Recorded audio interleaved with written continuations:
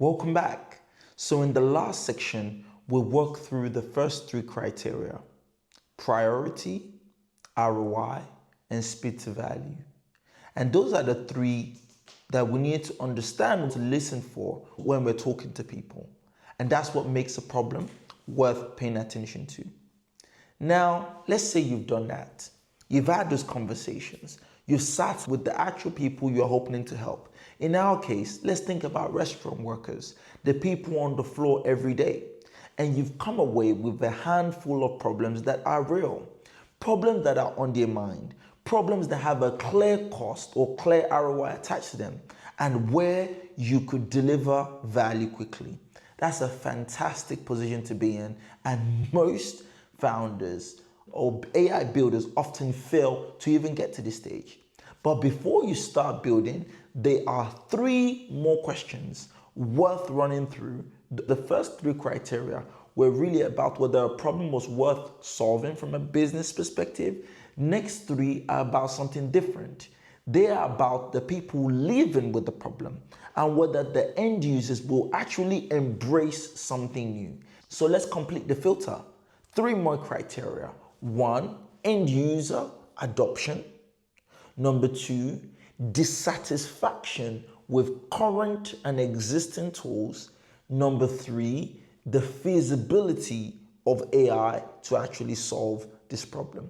The fourth criteria that doesn't really get spoken about enough is, will the person who actually uses your tool genuinely want it? Now, this is where I want to make a clear distinction, and I think it's really important for AI builders to understand this early. This is especially important for B2B tools because it's one of the most common reasons a tool gets bought and is never really used and ultimately ripped out. Often in B2B settings, there's a difference between a person who decides to bring a tool in, i.e. the decision maker or the buyer, and the person who has to actually use it every day, the end user. And these people can have very different motivations, very different incentives, and very different relationship with what you have built.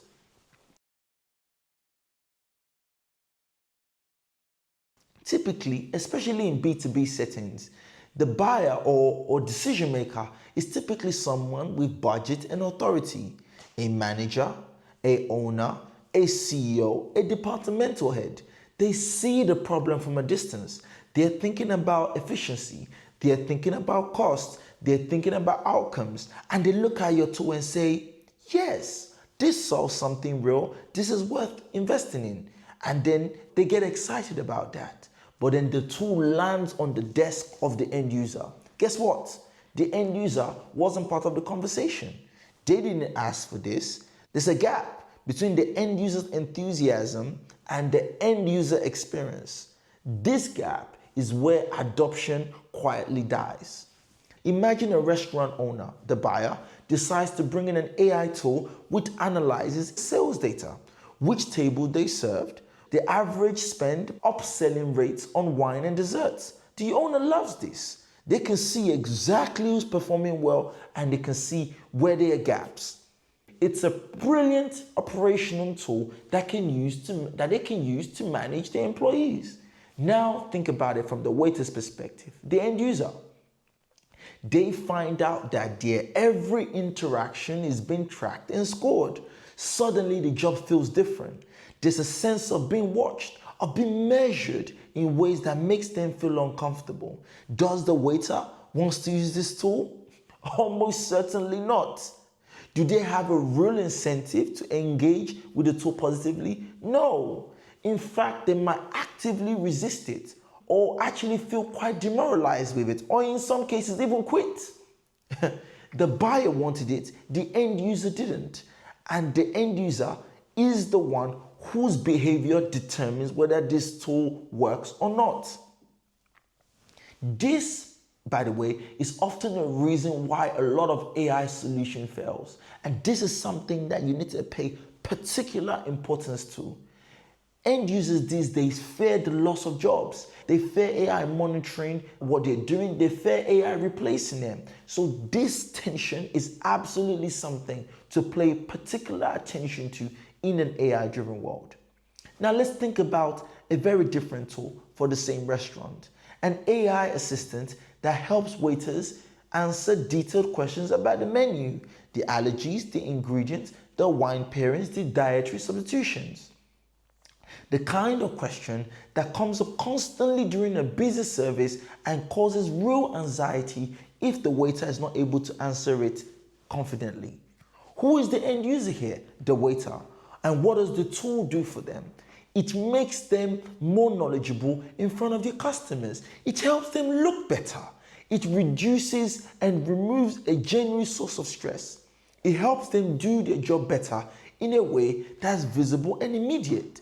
The end user has a clear and personal incentive to use this. It's not something that's been done to them, it's something that's been done to help them. At least that's what they think. And that's the difference we're looking for.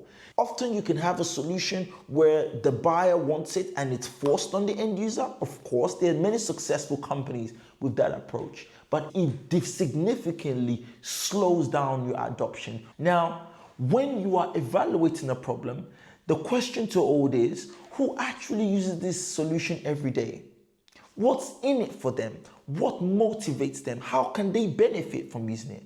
Don't just think about the person with the budget or the person that's going to pay for it. Actually think about the person who's going to use it. If the end user benefits clearly and directly, those type of things lead to rapid adoption. And if the user benefits but the end user is neutral or uncomfortable, that's a warning sign that you need to take seriously before you commit to building that solution. The fifth criteria we're going to focus on is how unhappy is the end user with the way that they currently deal with the problem. People often adapt to imperfect situations remarkably well. They find workarounds, they develop habits, they build a rhythm around broken processes until eventually the broken processes just become normal. And once it becomes normal, even if it's frustrating, the motivator to change is often lower than you expect. The bar for adopting something new has to be better enough to justify them changing what they've been doing for years. And that bar is higher than some can think. So what you're looking for as you're thinking about these conversations is the difference between problems people mentioned and problems that people viscerally feel. The ones where there's a real emotion, the size, the honestly, this happens every service and it drives me crazy. The active dissatisfaction that creates genuine urgency and openness to try something new. Back to our restaurant, think about what the front of office told you about managing no-shows. The process now is quite manual. Someone calls or messages to confirm reservations, follow-ups, and if there's no response, they try to judge whether a table is likely to turn up. And when a table doesn't show, especially on a busy Friday, it's genuinely upsetting. They have turned away walk-ins for that table. The kitchen prepared food that won't be served, and there's an awkward moment at the end of the night where the owner's asking what happened. The frustration is real and presents itself every week. When you brought it up in conversation, people didn't just describe it neutrally, they groaned a little. There's real dissatisfaction, and that's what you're looking for.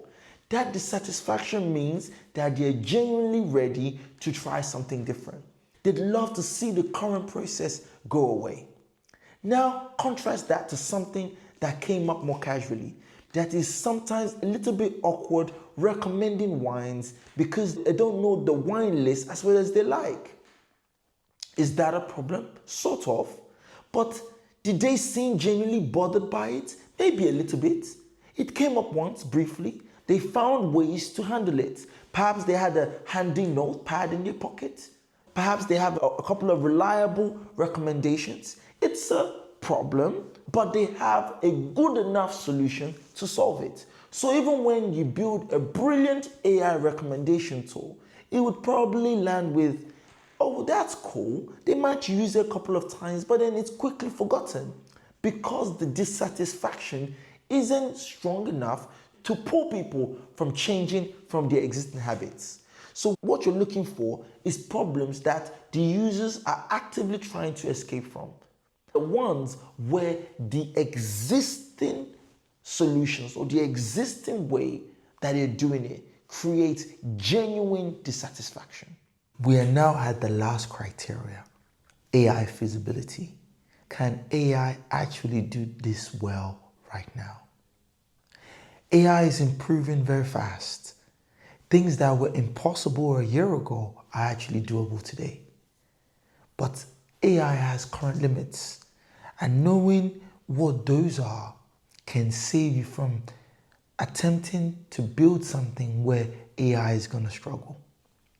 A great simple framework that Andrew Ng gave to me when I was at AI Fund is the expert human test. Essentially, if I gave a smart person who's an expert clear instructions and all the information that they need, can they do this task reliably? If yes, it is likely that AI can do it too.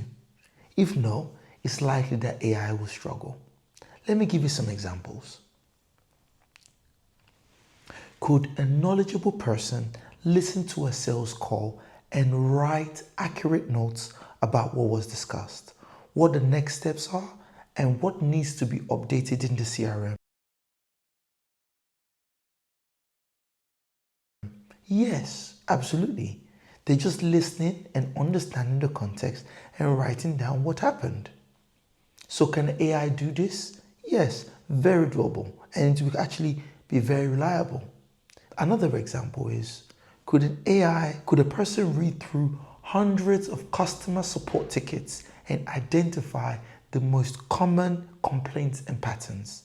Yes, it will be very time consuming, but a smart person can do that. AI can handle this at scale. It's very, very feasible. Now, here is something that sounds good, but is worth questioning. Can AI actually do this? Imagine you're building a tool that joins sales calls live with the salesperson in real time and helps them discuss whether they should push harder on price or back off.